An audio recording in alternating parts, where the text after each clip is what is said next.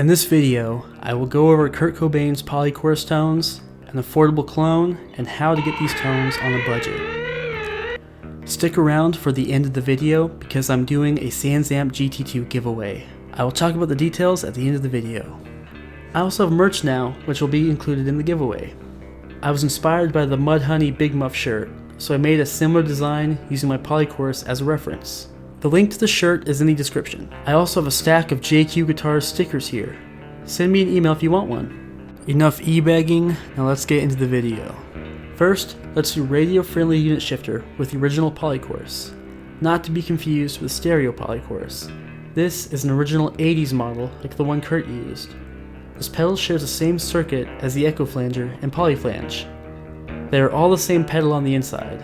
These days, it's not uncommon for this pedal to sell for upwards of $2,000.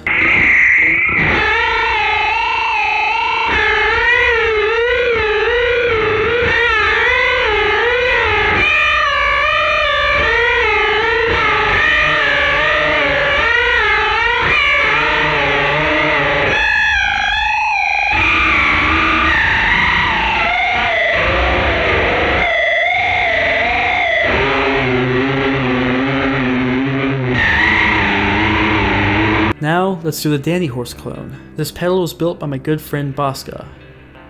He sells these for about $400, I don't remember the exact cost.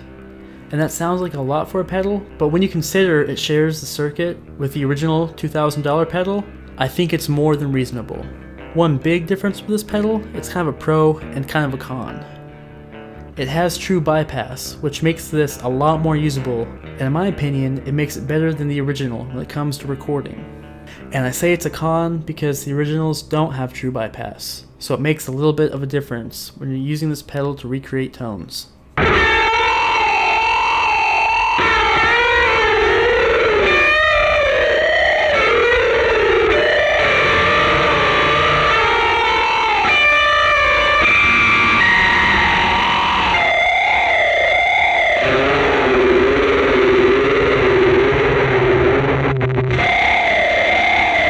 Now the budget option.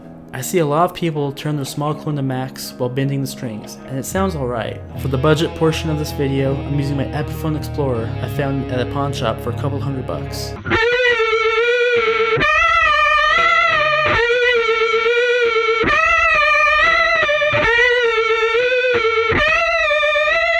But let's take this a step further and add some delay.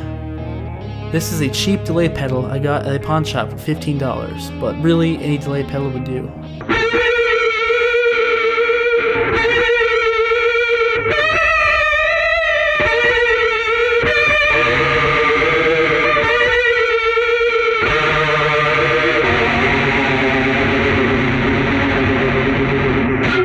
Now for the ultra budget option. If you don't have a chorus or a delay pedal, but you have distortion and a guitar with a whammy bar, you can get a surprisingly convincing sound.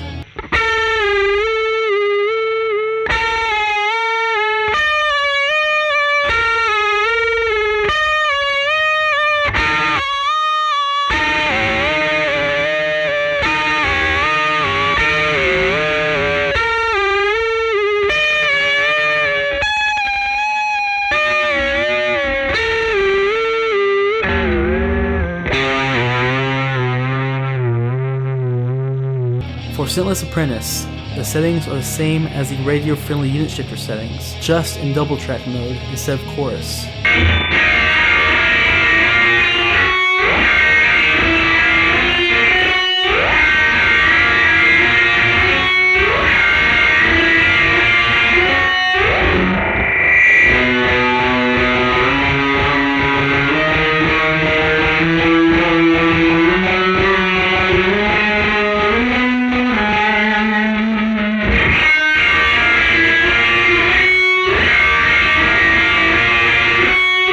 Now with the Dandy Horse.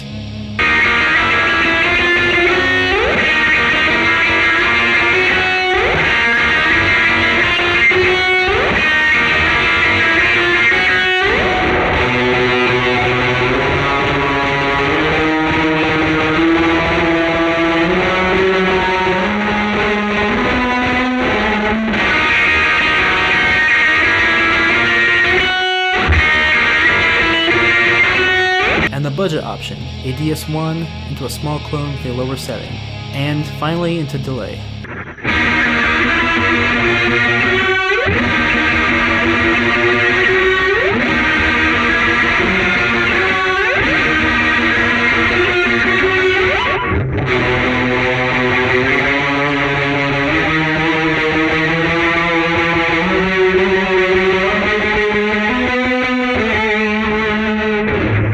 For the heart-shaped box solo, on the album it was actually recorded with a super rare pedal called Pedal X.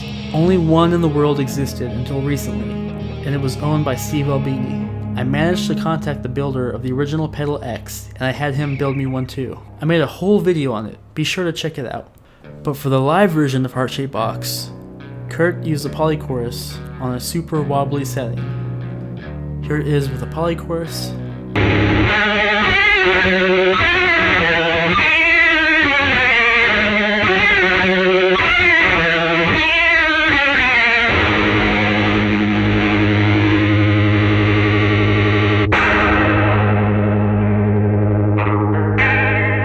Now with the Dandy Horse.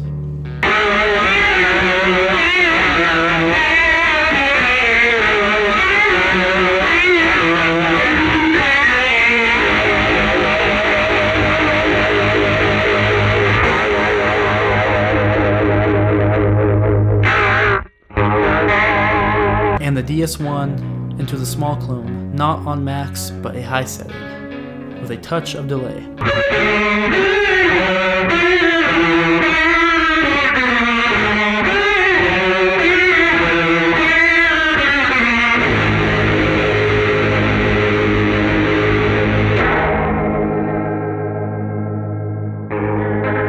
Now for MV. I'm only doing the PolyChorus and the Dandy Horse, but I found using delay at a low setting can get you in the ballpark too. This is the filter matrix setting.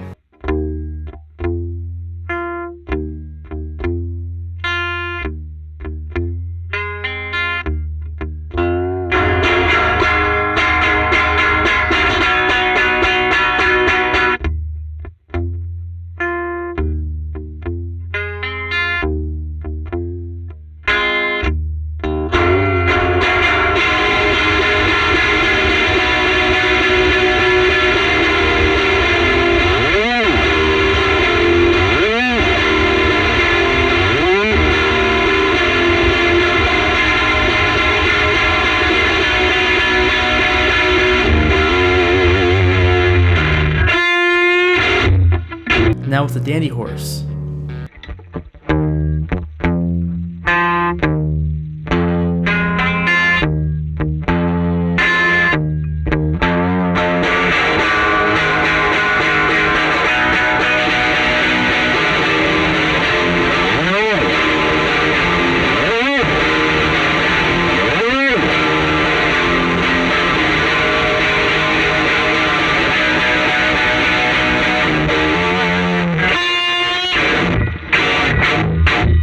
Let me know what you thought of these tones. Thank you for sticking around this far. Now let's talk about the giveaway. Once my channel reaches 10,000 subscribers, I will give away a SansAmp GT2. In a future video, I will select a random commenter as the winner. You won't miss the video. The giveaway will have its own video entirely, and will be held for a week. Included in the giveaway will be a JQ Guitars shirt and a JQ Guitars sticker. I'm actually super happy with this design, and I hope you guys like it too. Anyway, that's it for this video. If you like this kind of content, please consider subscribing. Stay tuned for the giveaway. I'm really excited for one of you guys to win.